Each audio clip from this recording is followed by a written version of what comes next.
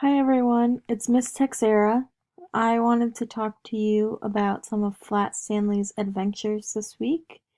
Flat Stanley and I had a lot of fun, and I took some pictures to show you the cool stuff that we did.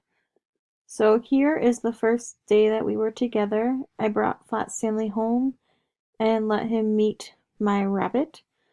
He was a little scared, but they became friends pretty quickly, so it was really fun to see them together. Then Flat Stanley met my cat named Simba, and he really liked the cat. She was purring and he was petting her, and they had a lot of fun looking out the window together. Flat Stanley came to my basketball practice, which was really cool because I don't think he's ever played basketball before. He watched me dribble and make some shots, and he seemed really excited when I scored a hoop.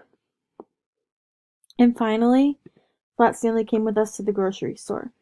He was shocked by how much stuff was in the grocery store that he'd never seen before. So Flat Stanley and I had a really great time together, and I hope that seeing these pictures let you see some of the cool stuff we did.